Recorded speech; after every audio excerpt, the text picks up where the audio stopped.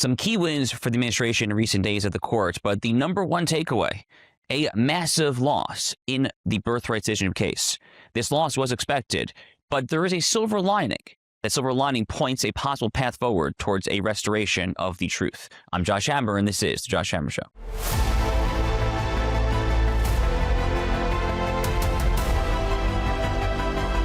So there have been some real victories for the Trump administration, for conservatives in these final 2 days of the current U.S. Supreme Court term. Just yesterday, we were speaking about a genuine victory in the slaughter case in the FTC when it comes to the ability to fire the head of a so-called independent agency. A 90-year-old precedent called Humphrey's executor finally overturned.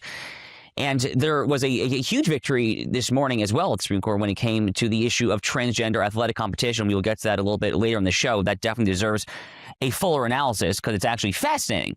In fact, to give away the lead here, the top-level question in the transgender athletes case, these two cases out of Idaho and West Virginia, essentially whether or not you can, quote-unquote, ban biological males from competing against biological females. On the actual main question, the statutory question of Title IX of the Civil Rights Act, all 9 justices agree. Again, we'll get to a fuller analysis later on the show.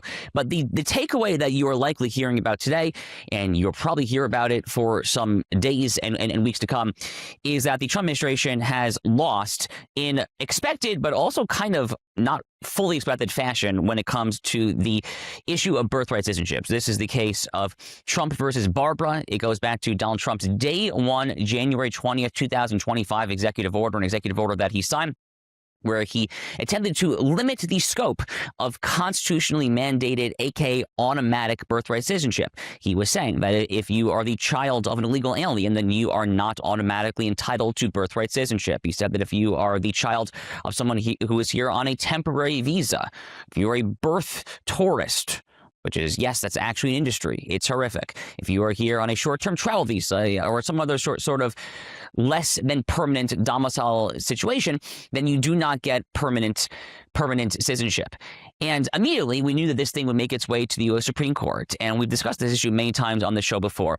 My basic take is that the administration is entirely correct. In fact, if anything, I think that the executive order, frankly, does not go quite far enough. Now, a lot of the apologists for the all-in birthright citizenship view go back to an 1898 case called Wong Kim Ark. This was a case out of San Francisco, California, pertaining, in that case, to the child of legal alien immigrants from China. And in that case, the court did say that the child was guaranteed citizenship, but they emphasized that was only due to the fact that the parents, who were Chinese nationals, had made the United States their permanent domicile. If you go Control F and you search the Supreme Court opinion as to domicile, you'll see that it appears a dozen or more times throughout the opinion. Personally, I think that Wong Kim Ark was actually wrongly decided. They were robust dissenters. But the point is that the apologists for illegal alien birthright citizenship, for anchor baby citizenship, repeatedly cite and they subtly twist Wong Kim Ark. I predicted that this would be a 7-2 loss for the administration for the very simple reason that this fallacious notion, this erroneous conclusion that Wong Kim Ark mandates and dictates anchor baby birthright citizenship has seeped its way throughout our legal culture, unfortunately, even to many legal conservatives. I grew up in this milieu. I came of professional age in this milieu. I saw it with my own eyes. The good news is that I underappreciate the extent to which the alternative view of the 14th Amendment, the correct view, the view that says that in the actual text of the citizenship clause of the 14th Amendment, subject to the jurisdiction thereof, the view that actually means subject to allegiance and not just being in a physical territory. That's the view that I've articulated on this show many times. Why have I said that? Very simple.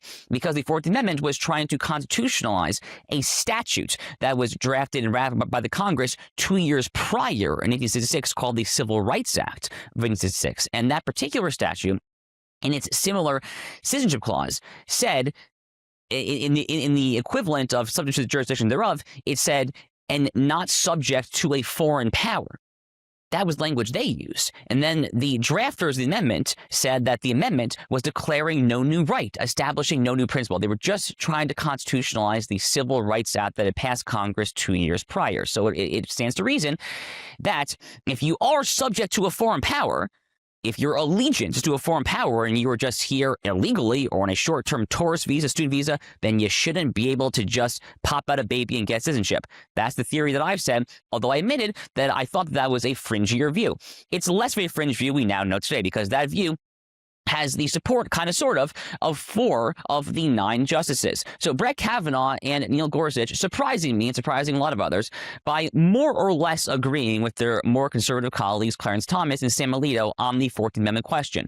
Unfortunately, by a 5-4 decision in the Trump versus Barber case, the court has ruled on constitutional grounds that the 14th Amendment, with John Roberts and Amy Coney Barrett joining the three liberals, they have ruled that the citizenship clause does guarantee that anyone here for any reason, even if they are here illegally, they are guaranteed to have birthright citizenship for their children. Brett Kavanaugh will concur separately on statutory grounds. Kavanaugh trying to do one of his classic moves of trying to split the baby. No pun intended in this particular case there. I don't find it particularly convincing, but the point is that this is a huge loss at a top-line level when it comes to the administration, albeit there is an interesting silver lining that you got 4 votes, more than the 2 that I was predicting, when it comes to the actual constitutional question. So where do we possibly go from here when it comes to doing something about this? Is this actually the end of this dispute? Is there really nothing that can be done at this particular point? We'll get to that in just a second. But for now, folks, I want to tell you about our sponsor for today's show, which is Angel Studios. You know, we spend a lot of time talking about what's gone wrong on this show in modern culture, modern media, and frankly, the way that American history is often distorted. And that's why I'm genuinely excited about this brand new release from Angel Studios called Young Washington. It comes out this Friday. Folks, I have seen the trailer. I've actually seen the entire film. I watched it about a month ago, and it is absolutely fantastic. I am a total American history buff. I love American history. I geek out to American history, and I actually learned a lot from this film. It's a story of George Washington before he became the indispensable man. Back before the presidency, before victory, he was shaped by hardship, failure, and the unmistakable hand of Providence guiding his path out on the frontier. Young Washington feels like the kind of big patriotic summer blockbuster that Americans have been waiting for, and don't take it just from me. You can go ahead and see it for yourself. So join the Angel Guild, folks. It's just $15 a month. You'll get 2 free tickets to Young Washington, plus streaming access and tickets to future Angel releases all year long. So visit angel.com/hammer today. Make sure to join the Angel Guild for $15 a month and check out Young Washington in a theater near you starting this Friday. It is the perfect Independence Day weekend blockbuster film. You will not regret it. So where do we go from here? So the short answer is that this is a loss. Yes, there were more votes for the administration than I and most others had predicted. Gorsuch and Kavanaugh coming through here for sure. Amy Coney Barrett, yet again, disappointing. She disappointed conservatives yesterday when it came to the mail-in ballot case. That is one top takeaway here. John Roberts, at this point, it is hardly unexpected, but Amy Coney Barrett disappoints yet again. What that means when it comes to judicial nominations, if there is a Supreme Court vacancy, and by the way, this morning, there was some confusion. So you had Nina Tonnenberg, who is one of the most discredited reporters out there when it comes to the beat of the Supreme Court and the legal profession more generally. She prematurely, and we think as of now erroneously, published an article saying that Sam Alito was retiring. And she cited the U.S. Supreme Court's own public statement. But at the time she clicked publish on her article, there was no public statement. And then NPR ended up having to retract the story. So that's a whole mess, and if that happens, if Alito or Thomas retires, we will have to have a conversation about what that means when it comes to Amy Coney Barrett and how to avoid Amy Coney Barrett-like disappointments moving forward. For now, there are a few things that come immediately to mind when it comes to the actual question of the 14th Amendment and birthright citizenship and Congress public policy. There's a lot to think about and to mull about. First and foremost, is only a 5-4 loss on the actual constitutional question. Roe versus Wade, when it came out, was a 7-2 loss. There were only 2 dissenters to Harry Blackmun's atrocious ruling in 1973. Those 2 dissenters were William Rehnquist and Byron White. Those 2 dissenters were ultimately vindicated in the Dobbs case that came out in 2022. So there is the ever-enticing prospect of just getting a retirement from one of the 5 votes in the majority.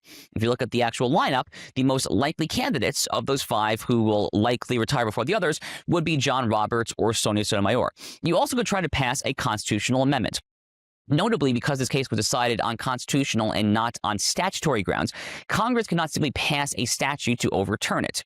That was my prediction. I thought that Congress would actually just rule on the mid-20th century statute that incorporated the 14th Amendment's language. I'm a little surprised that they went full-bore 14th Amendment. That makes it tougher to overturn, but in theory, the proper remedy in such a situation is a constitutional amendment.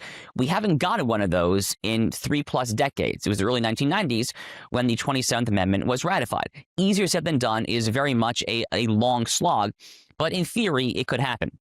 Finally, I want to raise a topic that has been something of, let's call it an infatuation bordering on obsession of mine ever since I was in law school. And that is this. That is the dangerous, insidious notion of judicial supremacy. We live in a world whereby we think that the courts are supreme. We think that, among other reasons, because they told us that. They told us that in a somewhat obscure, little-known 1958 case called Cooper versus Aaron. And more generally, our society, our elite culture, our press have said time and time again that the law is final when the court decides on it. And the implicit assumption or the takeaway is that the court's ruling, even as in this in a 5-4 case, binds the other two branches, binds the president, binds the Congress. That's actually not how it works. Really, it's truthfully not.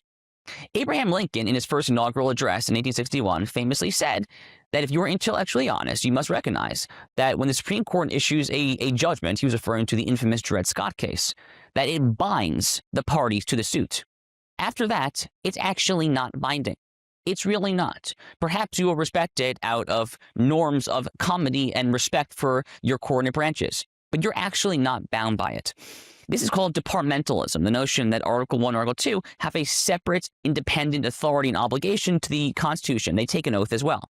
They must uphold it. The Trump administration should be looking for ways to subtly, using this Lincolnian departmentalism, try to undermine this ruling. That should happen in coordination with an amendment process and various other statutes to try to criminalize birth tourism and that as well. But there's a lot more to unpack on this, folks. We're going to go to a quick break, and then we're going to be joined by Elon Worman to give us some more feedback. Stay with us, folks. We'll be right back with Professor Elon Worman.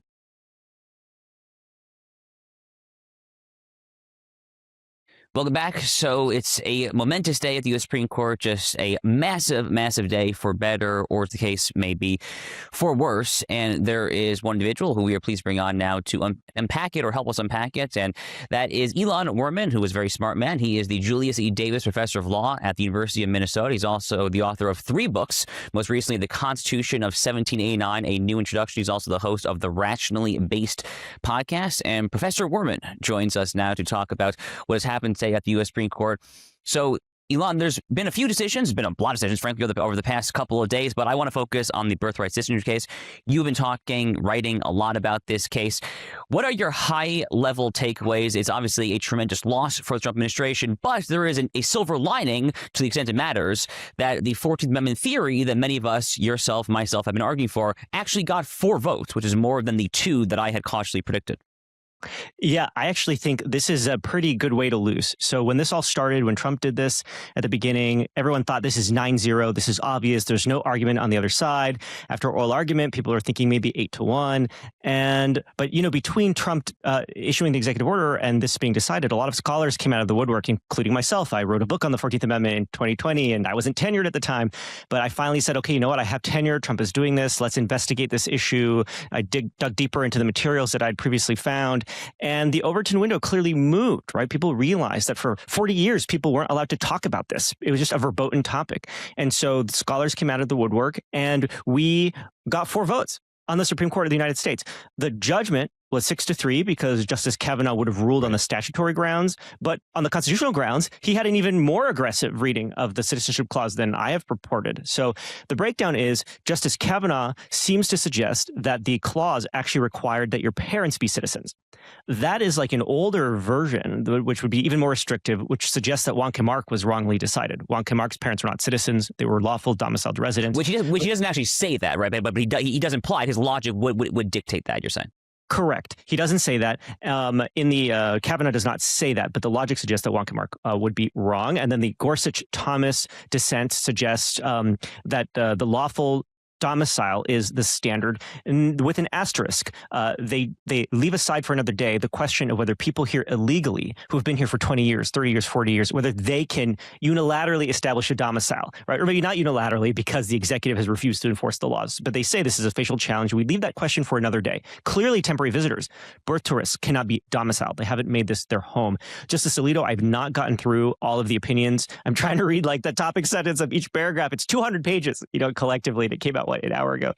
Justice Alito seems to have the same, I have not gotten to his bottom line yet, but he seems to get very close to Kavanaugh's view. He says you cannot have been subject to a foreign power based on the Civil Rights Act. I don't yet know if his view is that means your parents had to be citizens or lawful domiciled residents counted. So I haven't gotten to the end of that yet. But the point is 4 votes for a view that people called frivolous, Josh. Josh, you remember the district judge in Seattle? Was it Seattle? Yeah, and there was like it was like, this is frivolous. This is borderline sanctionable, he said. Rule 11. Rule 11, Judge, you're a lawyer. Rule 11, sanctionable. 4 votes on the Supreme Court for the view that he said was borderline sanctionable.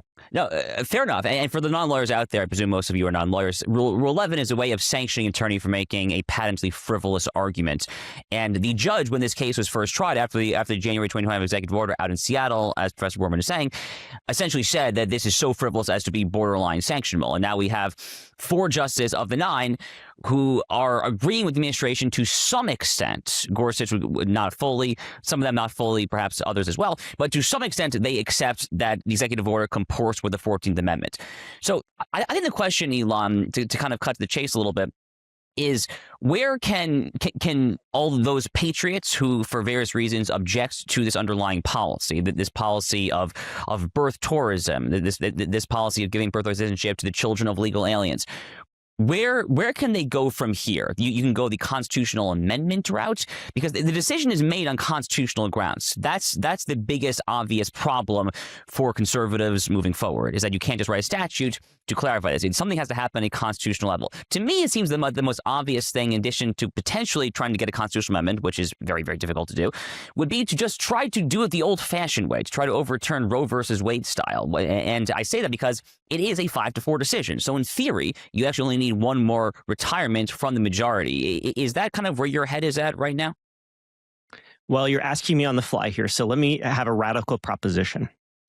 They should do a City of Bernie v. Flores. What am I talking about here? In 1990, the Supreme Court changed their interpretation of the Free Exercise Clause of the First Amendment. They now said generally applicable laws without accommodations for religious exercise are constitutional. Congress, in the Religious Freedom Restoration Act, reversed this decision in congressional legislation, basically unanimously. House, Senate, bipartisan, President Clinton signed it. We went back up to the Supreme Court, and the Supreme Court, in like a 5-4 vote, I think it was, said, hey, we just decided this issue. You can't come back to us and say we got it wrong. And people have attacked City of Bernie v. Flores, that decision, as the court being judicial supremacist. Like, they should give some deference to Congress under the 14th Amendment.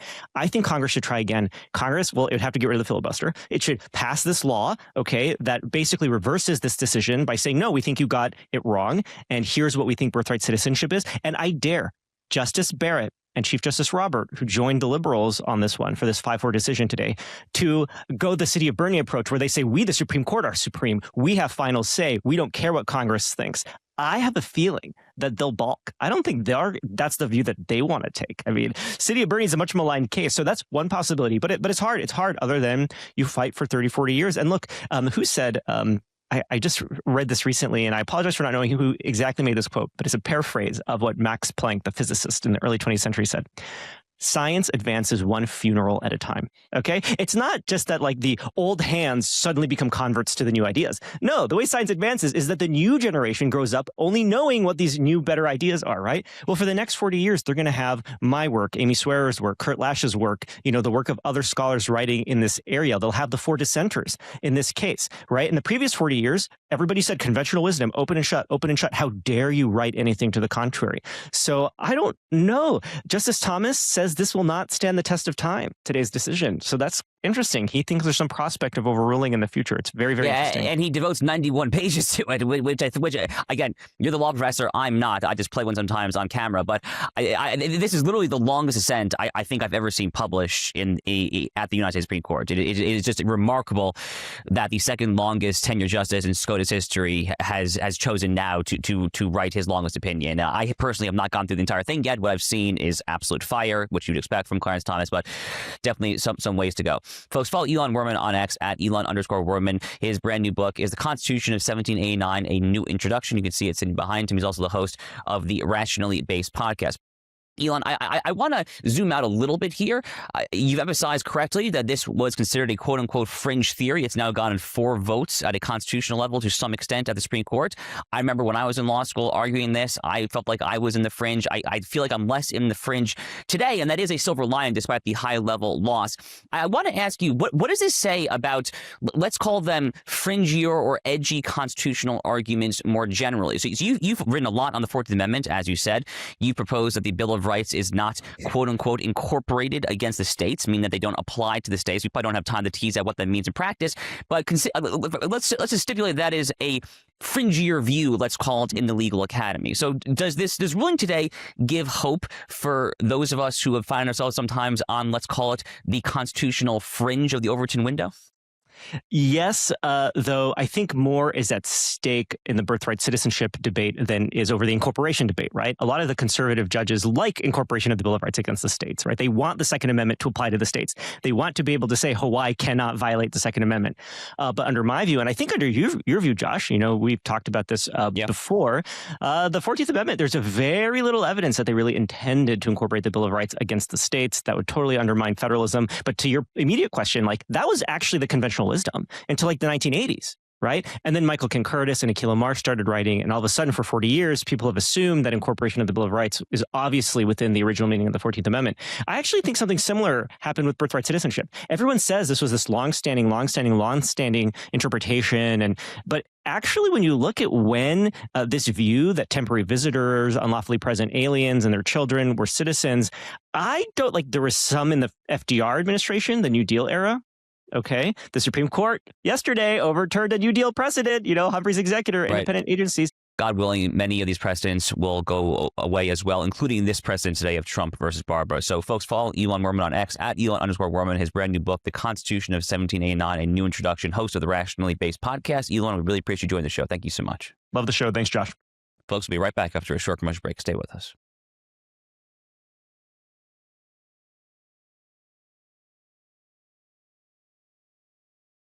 Welcome back. So, as we've been saying on the show thus far today, you absolutely can, indeed you should, try to pass a constitutional amendment to overturn birthright citizenship for anchor babies, for the children of illegal aliens. It is an atrocious policy for every reason that a policy can be atrocious. It is grievously immoral. It has the absolute worst perverse incentives imaginable, trying to embolden the criminal cartels in Mexico to traffic these vulnerable women to get past the border when they're 8 months pregnant. There is the horrific industry of birth tourism. There is paying surrogate mothers to get a travel visa. The whole thing is awful.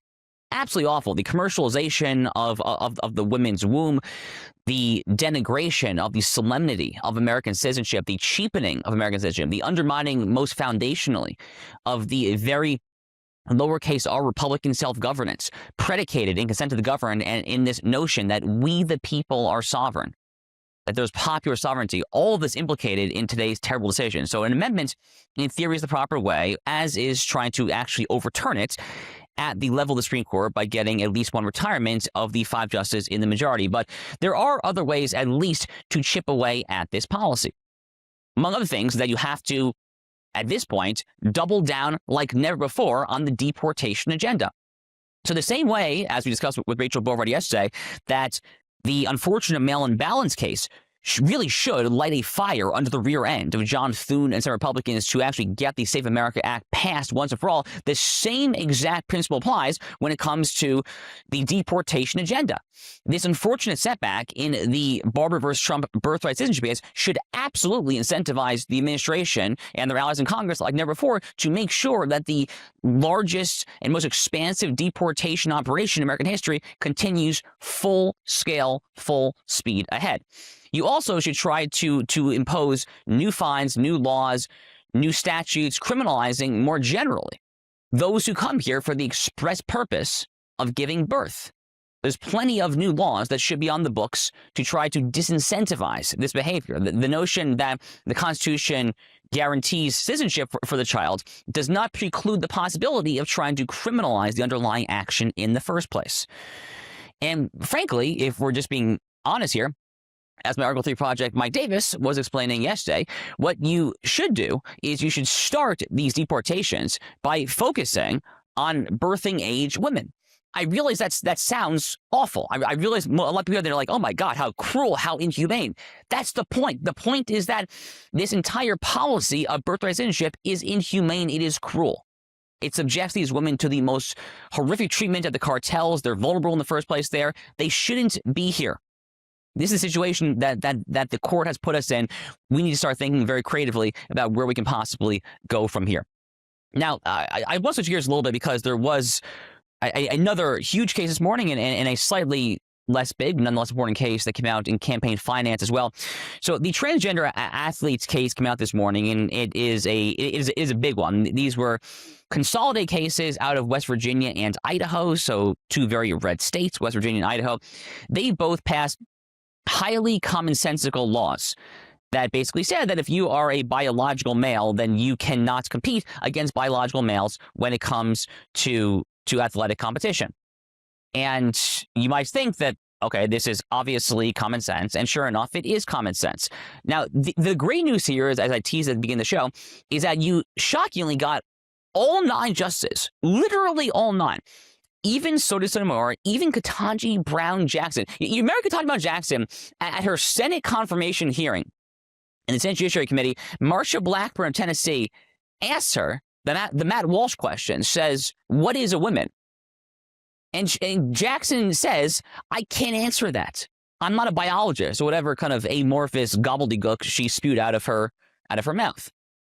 Well, ironically, she apparently knows what a woman is well enough to define what it is for purposes of Title IX. So Title IX is the amendment to the Civil Rights Act that came out in the early 1970s that basically says that federal funding shall be withdrawn from any institution, typically institutions of education, that discriminate on the basis of sex. So the relevant question here was whether these statutes that ban biological males from competing against biological females, do they discriminate on the basis of sex? And all nine justices say that at a statutory level, the answer is no, it doesn't. You got some more nuanced opinions when it came to the 14th Amendment and the Equal Protection Clause. But on the basic question that's presented before the justice in this case, it is a 9-0 victory for sanity. Now, the majority opinion comes out from Brett Kavanaugh, who is an athlete, who's a coach, who has a lot of reason for caring on a personal level about this issue. It's not surprising that he would want to take the crack at writing this opinion. Clarence Thomas has a very, very short concurrence that basically makes 2 points. One, he says, is that transgender status is not a suspect class, to use the nomenclature of the 14th Amendment case law. It basically means that there is not heightened scrutiny, that legislatures can do whatever they want in this arena, because gender dysphoria is just a mental state. It's not the same as an immutable characteristic like race or sex. Very important point. The second point he makes is the culture war point. And I screenshot, I put it out on social media because it's just so good. Here's Clarence Thomas this morning. He writes, quote, as the court recognizes, this case concerns biological men and boys who identify as girls. Men and boys with gender dysphoria are not women or girls, even if they believe that they are. Sex is an immutable biological characteristic. It is binary. And man and woman, boy and girl are the terms that correspond to adults and children of each sex.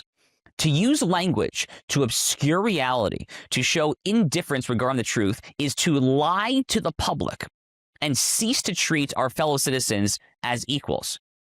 Really, really powerful stuff from the second longest serving justice in the history of the United States Supreme Court here, saying that this is a lie. And this notion you can, quote unquote, become a male if you're a woman or become a female if you are a man, that this is a lie.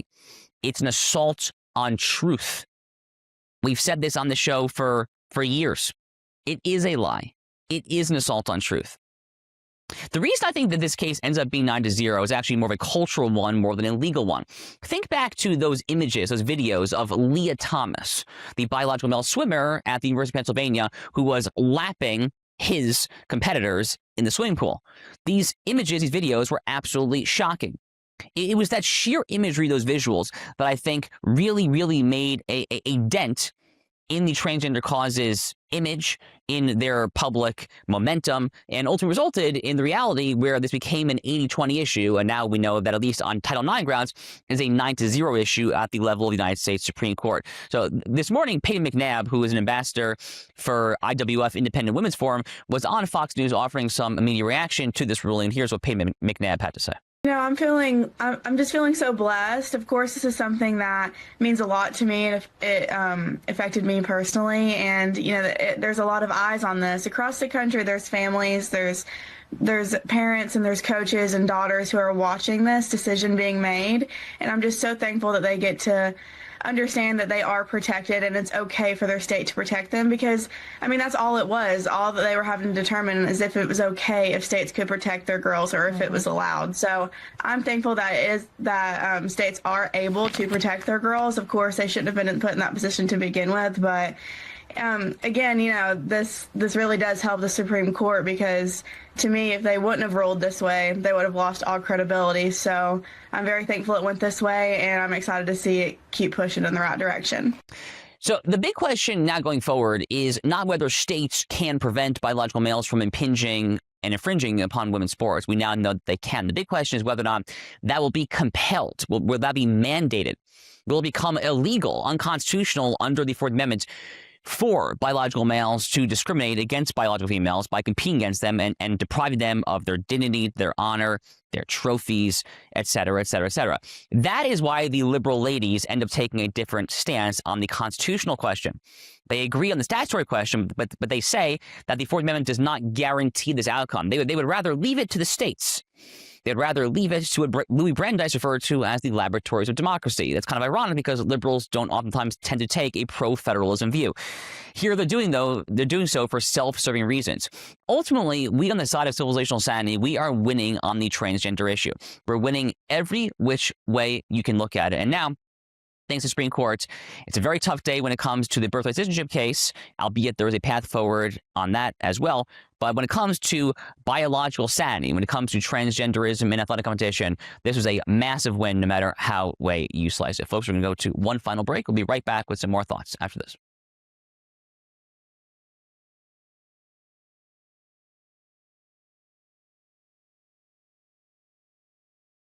Welcome back. So I want to talk about Iran. Steve Witkoff and Jared Kushner are in Qatar. They've been in Qatar today for the past 24 to 36 hours, meeting with Iran through Qatari mediators. A lot of dispute as to whether exactly we're engaging in face-to-face talks or it's just through the Qatari intermediaries. More on that in just a second. For now, though, I want to flag that President Trump has issued at least one statement thus far when it comes to birthright citizenship. So this is what Donald Trump posted earlier today on Truth Social in response to his loss at the Supreme Court in the Trump versus Barber case. He wrote, quote, "The Supreme Court upheld birthright citizenship, which is too bad for our country, but we can easily make it up in Congress through legislation with the support of the president that has now been determined during this process. No long and unwieldy constitutional amendment is necessary. Congress should start today to work on ending expensive and unfair to the country birthright citizenship." So your mileage may vary as to the actual legal analysis. As a general rule, when you have a constitutional ruling, Congress cannot amend this simply via statute. I think the more promising path forward is to go the full Abraham Lincoln approach and to rebuke the court when it comes to saying that this is not binding on anything other than the underlying litigants, on the underlying plaintiff in this particular case there. We will see where it goes in the days ahead. Finally, at the court, I did briefly mention that there was another case that came out this morning. This is a case called NRSC versus FEC. It was a campaign finance case. So basically, Interestingly, the plaintiff, the one who sued in this case, was actually then Ohio Senator J.D. Vance. So J.D. Vance suing alongside the National Republican Senatorial Committee, which is the campaign committee for Senate Republicans.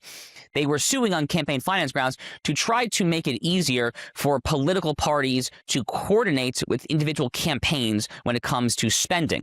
There were these arbitrary caps under the Federal Election Campaign Act, and in 2001, the court upheld those limits. Long story short, they overturned the 2001 case, say that these limits are not constitutional, and this is very much in line with the court's jurisprudence in recent years when it comes to campaign finance. They tend to think of money for political activities as the equivalent of speech. Your mileage may vary as to whether or not you actually think that is the exact same thing as speech, but that is the consistent jurisprudence of this court, of these 6 justices, and this was a 6-3 majority opinion written along so-called ideological lines. Will have the effect most likely of benefiting Republicans this cycle more than Democrats, for the very simple reason that the Republican, the NRC, the NRCC, et cetera, have way more cash on hand than their Democratic equivalents, so they will be able to get cheaper ad buys, essentially, on radio and television. It also will have the effect, as I saw some very shrewd, astute observers known this morning, it will have the effect as well of also emboldening the party itself, of emboldening the actual Republican Party and the actual Democratic Party, in contrast to the grassroots insurgents. So, for instance, the DSA, the Democrat Social America, they will be hurt by this because it will allow the DNC to spend more money in some of these primaries, and there's one, say, in Colorado, trying to ward off these Looney Tunes Marxist communist insurgents. The same dynamic, in theory, applies on the right as well, but there's somewhat less intellectual friction in such matters on the right. The right has its own issues when it comes to all the Tucker Carlson, Candace, Megyn Kelly stuff, but on the left, this is a bigger issue when it comes to the establishment, the Hakeem Jeffries, Chuck Schumer establishment versus the DSA, Zohar Mamdani crazy caucus. So you'll see this play out. The DNC essentially is going to be able to crush these insurgents a little more easily there. The ruling is, though, very consistent with all the court's recent rulings when it comes to campaign finance and free speech. So I want to talk a little bit as well about the issue of Iran. So Steve Witkoff and Jared Kushner have arrived. They are in Qatar. They are meeting with the Islamic Republic of Iran. It is disputed as to whether or not the United States negotiating team is actually meeting face-to-face with Iran, or whether or not they're only communicating through Qatari mediators, which is kind of odd, to be honest with you. You might be wondering, how in the world is it possible that we don't even know whether we're talking to them directly? And that, of course, is part of the problem, is that Iran has been trying to have this both ways for, well, frankly, the past 47 plus years by now. But now they're trying to have both ways because they are openly working hand in glove with the country of Oman, which is their neighbor across the Strait of Hormuz, trying to impose tolls and fees on the Strait of Hormuz. And to reiterate our position on that particular issue, our basic position is that there's literally nothing to discuss here if the strait is still subject to piracy, tolls, fees, whatever you want to call it. That is an indispensable condition. It is a sine qua non. You cannot have any talks, any deal, any negotiation unless you get a free strait. Now, it's worth noting that despite the current situation of the Strait of Hormuz, that the price of gasoline has gone down as this morning by roughly 70 cents on the gallon relative to the end of hostilities and the announcement of this admittedly quite crappy memorandum of understanding. So some things are going well, but the point is that is fickle. It could change on a dime unless the strait is actually genuinely, truly open. It's interesting as well that these talks have shifted from Switzerland all the way to Qatar. I'm not entirely sure, frankly, why that is. It seemed like there was a big PR coup for the Swiss at this bougie 5-star mountaintop resort in the peaks of the Swiss Alps, and now they're back to Qatar, which is nothing if not a duplicitous, two-faced party. Qatar was one of the world's largest funders of the Muslim Brotherhood and Hamas and Islamism and Al Jazeera and all the other bad things that the country of Qatar does. Ultimately, here's my prediction. I was actually on Piers Morgan's show on Monday, and I was asked for my prediction as to where things stand and where things will be, more specifically 1 year from now when it comes to this particular conflict. And my somewhat dour, I would say sober prediction when it comes to the issue of Iran is this song and dance, these negotiations, it's not actually going to get anywhere. But the whole purpose of this, as we said here on the show, is to kick the can down the road at least past the midterms, at least buy some time. get gas prices down, get inflation down a little bit, and be able to campaign on an economy inflation first agenda. The war, whether you support it or oppose it, whether you think it's been prosecuted correctly, incorrectly, whatever you may think, it is not currently polling at a particularly high number.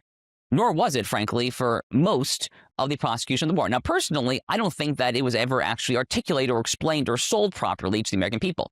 There was never a concerted effort in the early days of the week of the war to sell this thing, to explain what we were doing there, but that ship at this point has sailed. The point is that the administration wants to kick this can down the road, and sure enough, they will. Here's the problem. The problem is that Iran has not changed. They are the exact same people in charge. Their leadership has not changed an iota. Whether it's Mushaba Khamenei, the apparently homosexual and also lacerated and grievously wounded young Ayatollah, whether it's him, whether it's his minions in the IRGC led by Ahmad Vahidi, whoever it is, they are still the exact same radicals as they were prior to the commencement of Operation Epic Fury. In other words, Iran is going to continue to act like Iran has acted for the past 47 years. So we might try to wish cast this problem away. We might try to hope that our Iran quagmire will just go the way of the dodo bird, that it will all go away. It's not going to happen.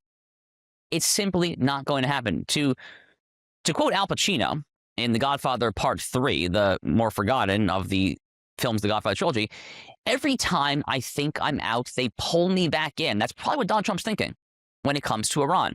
Unfortunately, that's just the way it is. We will get back involved with Iran at some point. That's not because we necessarily want to. Perhaps we should, perhaps we shouldn't want to. But I'm saying that's because of who Iran is and what they will do more so than who we are and what we will do. Finally, I want to just flag before we run out of time for today's show. I saw a statement from NAF, the organization known as the National Abortion Federation. This is a pro-abortion organization, as you can tell by the name. For the first time since the repeal of Roe versus Wade in the Dobbs case 4 years ago, the National Abortion Federation has released a policy position that is calling for Congress at a federal level to legalize abortion up until birth. I want to flag this because it shines light on what we were talking about on the anniversary day of Dobbs last week right here on the show, where we explained that you might prefer this to be a state issue. I don't, but you might. The point is, these things will get resolved at the federal level one way or another. When you have the left clamoring for national federalization of abortion up until moment of birth, and the right is just saying, states, states, states, who's going to win that battle? At a moral level, at a policy level, obviously the federalization side wins that battle.